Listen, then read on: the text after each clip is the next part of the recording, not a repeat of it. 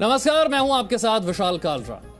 जैसे जैसे लोग कोरोना से बड़ी संख्या में रिकवर हो रहे हैं, ठीक हो रहे हैं, वैसे वैसे कोरोना के बाद सामने आने वाली नई नई परेशानियां, इसकी लिस्ट बढ़ती जा रही है। और इन्हीं में से ब्लैक फंगस, म्यूकरमाइकोसिस और ब्लड क्लॉटिंग ये भी है। लेकिन क्या खून का थक्का जमना यानी कि ब्लड क्लॉट होना और ब्लैक फंगस के बीच कोई कनेक्शन हो सकता है? आज इस सवाल का जवाब हम जानने की कोशिश करेंगे और समझेंगे कि आखिर कोरोना की दूसरी लहर में अचानक से ब्लैक फंगस के मामले इतने बढ़ क्यों रहे हैं और अब ऐसे मामले भी आ रहे हैं जिनमें बिना कोरोना संक्रमण के भी ब्लैक फंगस या जिसे म्यूकरमाइकोसिस कहते हैं वो हो रहा है, बिना कोरोना के भी। इंदौर में ऐसे 8 मरीजों का इलाज चल रहा है जिन्हें कोरोना नहीं था लेकिन ब्लैक फंगस हुआ। और साथ ही चर्चा करेंगे कि कहीं आपकी कमजोर इम्यूनिटी ब्लैक फंगस के लिए रास्ता तो नहीं बना रही है। तो इम्यूनिटी मजबूत कैसे करें, रोग प्रतिरोधक क्षमता कैसे बढ़ाएं, कुछ खास आयुर्वेदिक उपाय और डाइट के जरिए फंगल इन्फेक्शन को क्या रोका जा सकता है या नहीं, इन सारी समस्याओं का हल क्या है, इस पर बात करेंगे। और इसके लिए हमारे साथ हैं डॉक्टर कौशल कांत, जो कि सीनियर कंसल्टेंट हैं फोर्टिस के। डॉक्टर राकेश गुप्ता हमारे साथ जुड़ रहे हैं, जो कि डायरेक्टर हैं government institute of medical sciences GIMS greater Noida के। Doctor Hitesh Verma ENT specialist हमारे साथ जुड़ रहे हैं। डॉक्टर परमेश्वर अरोड़ा आयुर्वेदाचार्य हैं, आचार्य प्रतिष्ठा योग गुरु। और डॉक्टर श्रेया न्यूट्रिशनिस्ट हमारे साथ जुड़ रही हैं। हमें समझने हैं, मैं थोड़ा सा डाइट के बारे में भी चर्चा करना चाहूंगा। डॉक्टर श्रेया हमारे साथ हैं। क्या डाइट में ऐसे बदलाव किए जा सकते हैं कि आप फंगल इन्फेक्शन से बच सकें? क्या यह संभव है?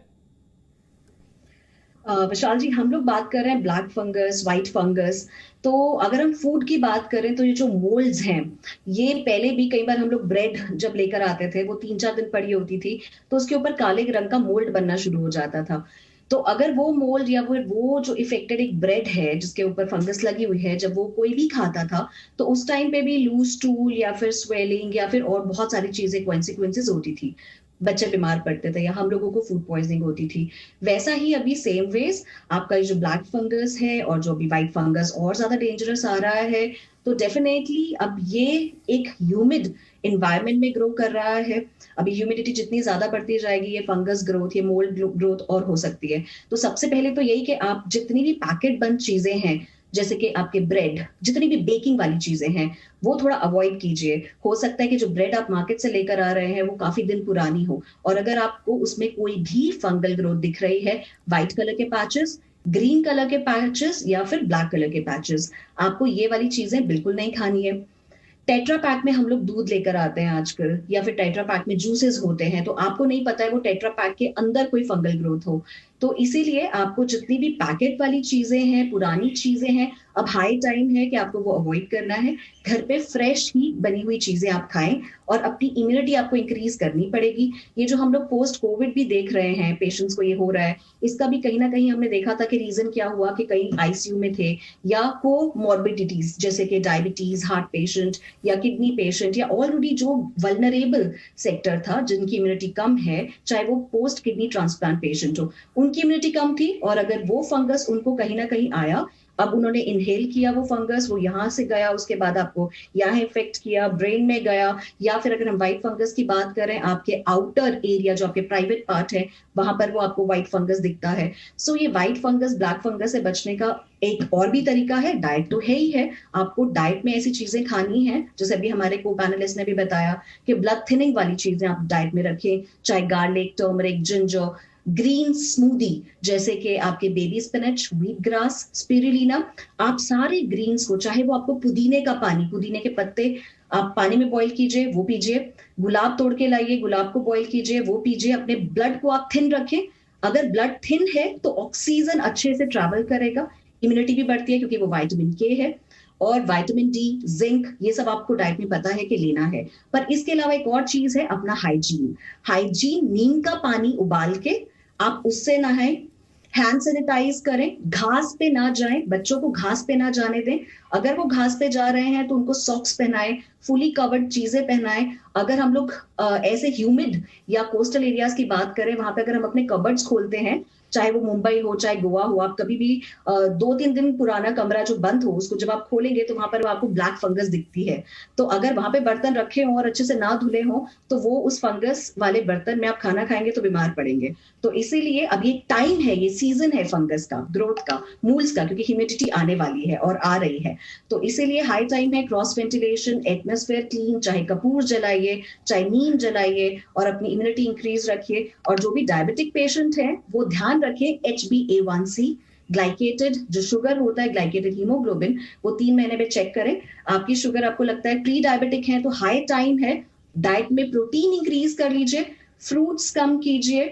मिल्क में लैक्टोज होता है, फ्रूट्स में फ्रक्टोज होता है, उससे बचाए आप क्या करें, नॉन डेयरी मिल्क जैसे कि बादाम का दूध या नारियल का दूध, ये पिए अपने डाइट में, ये ज्यादा रखें। और ऑयल पुलिंग, विशाल जी, सारे मरीजों को या जितने भी लोग हैं चाहे बच्चे, अगर कोकोनट ऑयल से हम ऑयल पुलिंग सुबह उठते ही करते हैं तो व्हाइट फंगस जो हमारे जीभ को भी इफेक्ट करती है या ब्लैक फंगस, ऑयल पुलिंग से हम लोगों की जो कैपेसिटी है लड़ने की बीमारियों से वो काफी हद तक कम हो जाती है। सो ऑयल पुलिंग जरूर करना चाहिए।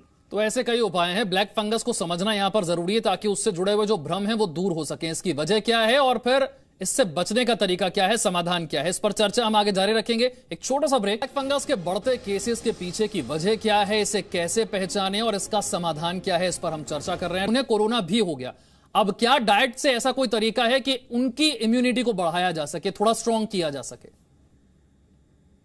जी विशाल जी, हम लोग इसको क्लब करके नहीं कर सकते, इसको हमें सेक्टर वाइज डिवाइड करना पड़ेगा, क्योंकि डायबिटीज में भी आगे बहुत सारी कॉम्प्लिकेशंस हैं। डायबिटीज नेफ्रोपैथी हो सकती है, आईज इफेक्टेड है, किडनीज इफेक्टेड है। हम लोग जनरली बात करते हैं कि डायबिटीज में हाई प्रोटीन करो, पर हो सकता है कि पेशेंट का क्रिएटिनिन बढ़ा हुआ हो या पेशेंट का यूरिया, पोटेशियम, उसकी किडनीज इतनी इफेक्टेड हो, तो हम लोग उस टाइम पे जो उनके आसपास लोग हैं अटेंडेंट्स, वो अपना ये नहीं कर सकते कि इंडियन मेंटालिटी में क्या है कि खिचड़ी, कुछ भी प्रॉब्लम हो आप खिचड़ी खिला दो, दाल वाली चावल वाली खिचड़ी खिलाओ 2-3 बार, चाय बनाओ, चाय के साथ रस खिला दो, चाय के साथ ब्रेड खिला दो। तो जनरली ये देखा गया इंडियन मेंटालिटी यही है कि कोई भी बीमारी, चाहे वो डायबिटीज हो चाहे कुछ भी हो, उसमें दाल और चावल की खिचड़ी या फिर कोई भी लाइट चीज, ये सब हो जाता है। तो हमें इसको सेक्टर वाइज डिवाइड करना ही पड़ेगा। और अगर आपको कोविड हो गया और डायबिटीज भी है तो सबसे पहले हमें ये समझना है कि हीलिंग प्रोसेस को टाइम दे, डाइजेशन सिस्टम को, जो डाइजेस्टिव सिस्टम है उसको थोड़ा ब्रेक दे, भारी चीजें ना खाएं और अपनी कॉम्प्लिकेशंस के हिसाब से आपके डाइटिशियन ने, आपके डॉक्टर ने आपको पहले क्या एडवाइस किया था, क्या उन्होंने आपको बोला था high protein diet, high protein diabetic diet, low protein diabetic diet, renal diet, क्या डाइट था, उसी डाइट को आप कॉन्टिन्यूशन में लेकर जाएंगे। लेकिन क्या करेंगे, कोविड के टाइम पे अपनी डाइट को टूवर्ड्स लिक्विड रखेंगे ताकि डाइजेस्टिव सिस्टम को थोड़ा कम काम करना पड़े। अब लिक्विड डाइट में भी ऐसी डाइट होनी चाहिए जो ब्लड को थिन करे, जिससे हमारे बॉडी का ऑक्सीजन लेवल बॉडी में अच्छे से ट्रांसपोर्ट हो सके। तो उसके लिए जैसे मैं हमेशा बताती हूँ कि टर्मरिक जिंजर टी, टर्मरिक और जिंजर एंटीसेप्टिक है, एंटीवायरल है, एंटी इंफ्लेमेटरी है। आपको चाहे कोल्ड, रेस्पिरेशन या म्यूकस, फ्लेजम, ऐसी कोई भी चीजें हो तो भी आप टर्मरिक जिंजर टी ले सकते हैं। लेकिन हाँ, जो पेशेंट्स ब्लड थिनर ले रहे हैं, वॉरफरिन, इकोस्प्रिन, उनको ये थोड़ा सा अमाउंट कम करना पड़ेगा क्योंकि एकदम से ही ब्लड आपका बहुत ज्यादा थिन ना हो जाए। सो टर्मरिक जिंजर टी आप लें और एक सूप बनाएं। इसमें रॉ चीजें आपको नहीं देनी है पेशेंट को। कई लोग क्या करते हैं, मैंने उनको अनार का जूस दे दिया क्योंकि उनका प्लेटलेट कम था, हीमोग्लोबिन कम था, फेरेटिन कम था। तो इस टाइम पर, कोविड के टाइम पे, आपको रॉ चीजें अवॉइड करनी है और आप जैसे पालक, धनिया, पुदीना आपके फ्रिज में जनरली यही मिलता है। अगर कुछ और आपके पास है, wheat grass, barley grass, spirulina, क्योंकि मैक्सिमम इंडिया में लोग वेजिटेरियन हैं तो ज्यादातर प्रोटीन की डेफिशिएंसी हो रही है, इसीलिए मसल हमारा कम हो रहा है, वीकनेस है, डिप्रेशन है। हम पोस्ट कोविड भी डिप्रेशन ज्यादा आ रहा है। तो मसल को स्ट्रेंथन करने के लिए आपके डाइट में प्रोटीन भी बहुत अच्छा होना चाहिए, इसीलिए स्पिरुलिना। आप जब थोड़ा टाइम लिक्विड डाइट्स पे हो उसके बाद सॉफ्ट डाइट पर आए। सॉफ्ट डाइट का मतलब है कि जैसे आप जौ सत्तू थोड़ा सा स्टार्ट कर लें, ओट मील बना लें, आप किनुआ बना सकते हैं, जो चीजें लाइट हो, सॉफ्ट हो। सॉफ्ट के बाद आप थोड़ा सेमी सॉलिड पे जाएंगे। फिर जब आपको लगता है आपके 14 डेज कोविड के खत्म हो गए हैं, उसके बाद आप धीरे धीरे सेमी सॉलिड और 21 डेज के बाद आप सॉलिड खा सकते हैं। अगर आप ऐसा करेंगे तो ही आपका हीलिंग प्रोसेस अच्छा रहेगा। धूप में जाना बहुत ही इंपॉर्टेंट है। तो अगर मैं इसको कंक्लूड करूं स्टेटमेंट को, तो मैं यही करूंगी कि आपका पहले डॉक्टर ने जो एडवाइस किया था, लो प्यूरिन, या किडनी स्टोन के अकॉर्डिंग, या गॉल ब्लैडर रिमूवल, या फिर आपका रेस्पिरेटरी एस्थमा, या अर्टिकेरिया, या आपको किसी चीज से एलर्जी, आप ग्लूटेन इंटॉलरेंट थे, लैक्टोज इंटॉलरेंट थे, तो उसी अकॉर्डिंग आपको उसको कॉन्टिन्यूएशन में लेके जानी है, लेकिन लिक्विड डाइट से। फिर कोविड खत्म होने के 21 डेज के बाद आप सॉलिड पे जा सकते हैं। बहुत अच्छे तरीके से आपने समझा। रस्टिंग होगी, कभी कभी ब्लीडिंग भी होती है, तो ऐसे लक्षण हम देखते हैं कि उसमें ब्लैक फंगस हो सकता है। इसके साथ में भी जो कभी कभी हम सीटी स्कैन और कराते हैं या एमआरआई, उसमें भी एक केस डायग्नोसिस होता है जिसमें ब्रेन में, एक को हमने चेस्ट में भी कराया था, उसमें भी ब्लैक फंगस के हमें डाउट था। सो ये लक्षण है, बिल्कुल यही हमारा मकसद भी था, ब्लैक फंगस से डराना नहीं बल्कि इसके बारे में सही जानकारी देना, जागरूक करना, ताकि आप इससे जल्दी पहचान पाए, अर्ली डायग्नोस्टिक हो पाए और सही वक्त पर आपको इलाज हो पाए, आपकी जान बच पाए। बहुत बहुत शुक्रिया सभी खास मेहमानों का हमारे साथ चर्चा में जुड़ने के लिए। एक छोटा सा ब्रेक यहां पर ले रहे हैं, फौरन हाजिर।